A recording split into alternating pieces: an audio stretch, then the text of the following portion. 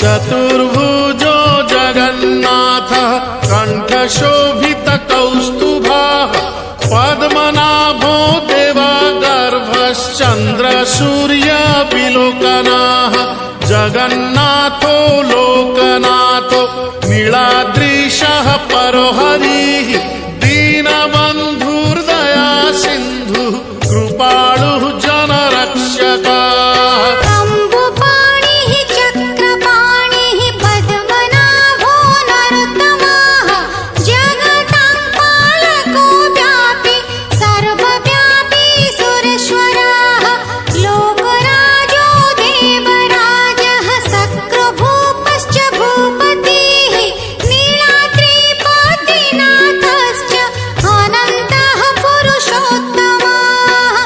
क्षोभ्यायः कल्पतरुः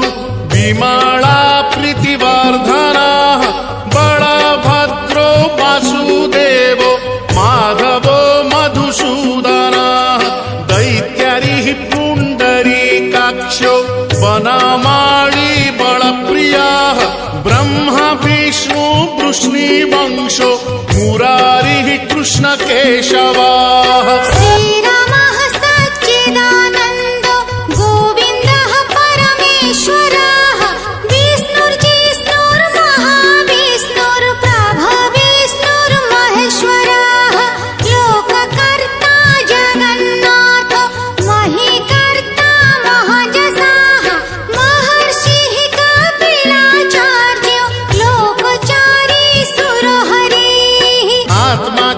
जीवपालश्च शूरः संसारपालकः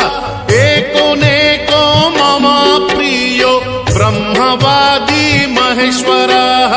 द्विभुजश्च चतुर्बाहुः शतबाहुः सहस्रकाः पद्मपत्र विशालाक्षः पद्मगर्भः परो हरिः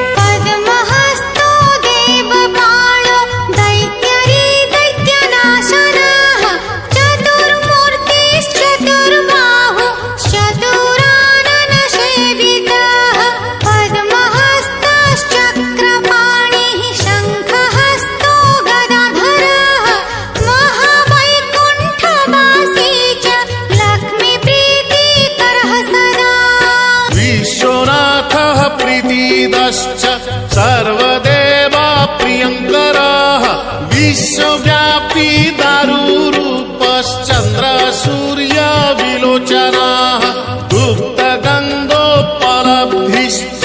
तुलसी प्रीतिवर्धनः जगदीशः श्रीनिवासः श्रीपतिः श्रीगदाग्रजः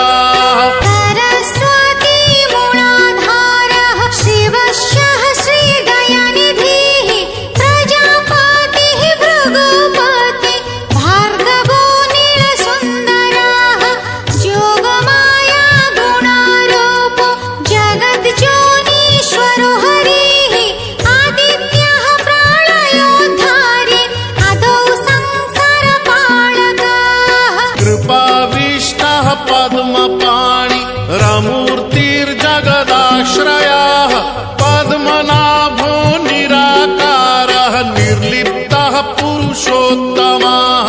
कृपाकारः जगद्व्यापी श्रीकरः शङ्खशोभितः समुद्रकोटिगम्भीरो देवता प्रीतिदः सदा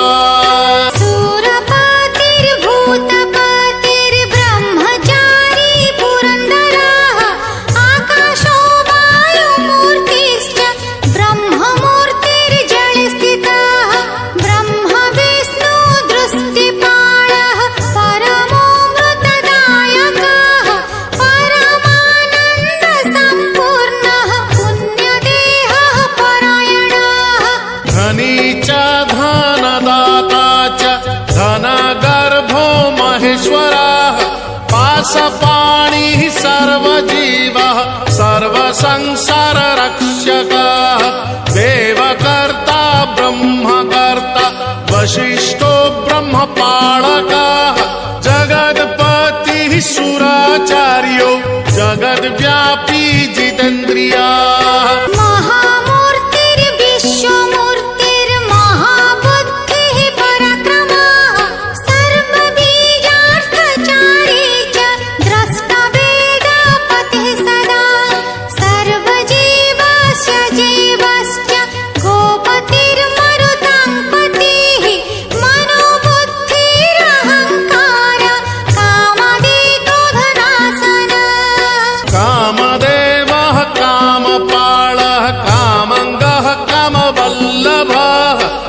शत्रुनाशी कृपा सिन्धुर्कृपाळुः परमेश्वरः देवत्राता देवमाता भ्राता बन्धुः पिता सखा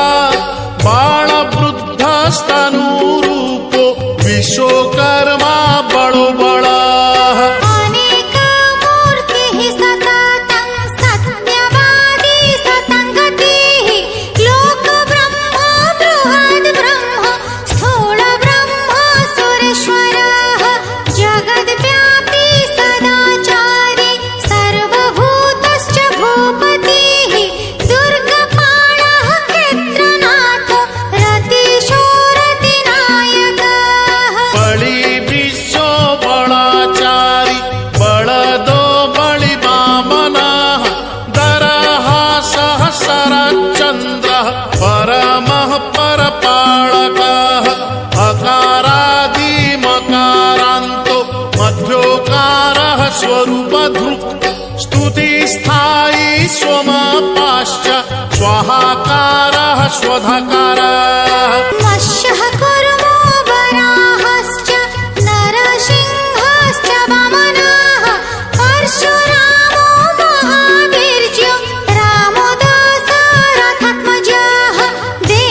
देवकीनन्दनः श्रेष्ठो नृहरिः नरपालकः वनमाली देहधारी पद्ममाली विभूषणः मल्लिकामाळधारी च जातिजूति प्रियः सदा बृहत्पीता महापीता ब्राह्मणो ब्राह्मणप्रियः कल्पराजः